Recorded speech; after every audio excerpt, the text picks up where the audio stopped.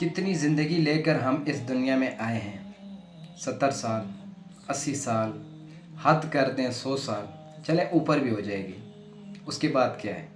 मरना है। आपने मरना है।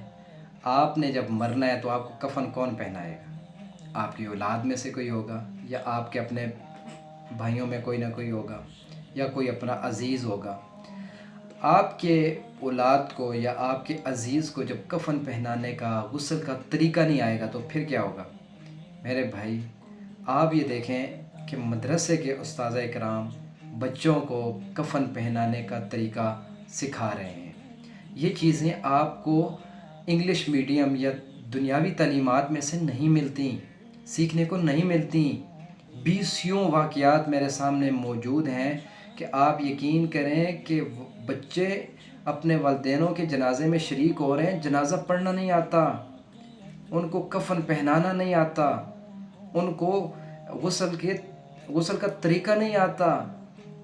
यकीन जाने सबसे शर्मिंदगी की बात है आपके लिए। आप बच्चों को जितना एहतमाम के साथ स्कूल में भेजते हैं भेजें।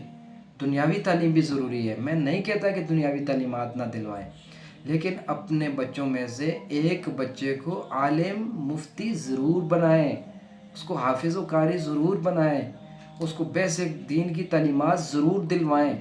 दिलवानी सबको चाहिए, लेकिन प्रॉपर एक ऐसा आलिम बनाएं कि अगर आपके ख़ानदान में कोई मर जाता है, कोई फौत हो जाता है, या कोई ऐसा मामला बनता है, तो कम अज़ कम आपके अपने घर में मौजूद हो, आपके ख़ानदान में एक ऐसा फ़र्द मौजूद हो जो गुस्ल भी दे सके, गुस्ल के फ़राइज़ व वाजिबात से वाकिफ़ हो, और कफ़न भी पहना सके। कब्र के अंदर कैसे रखना है, मैयत को कैसे कब्र के अंदर उतारना है, कौन कौन सी दुआओं का एहतमाम करना है।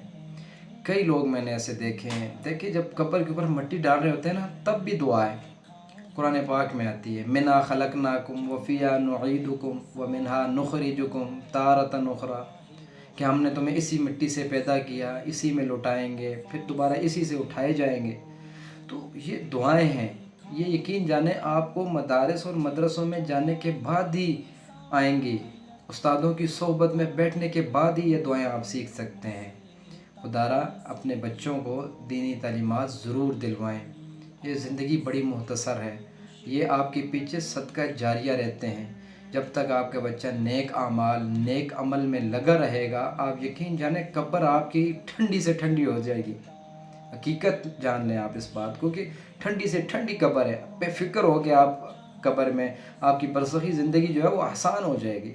लेकिन अगर याद रखें, भूल से भी अगर अपने बच्चे को दुनियादार बना के गुनाहों में लगा रहा तो फिर बहुत मुश्किल है। दुनिया तो जैसे तैसे गुजर जाएगी, लेकिन कब्र बहुत मुश्किल है। अपनी कब्र की तैयारी अभी से करें। अपनी औलाद को नेक व सालिह बनाने के लिए उनको मदारिस के साथ जोड़ें, मदरसों के साथ जोड़ें, ताकि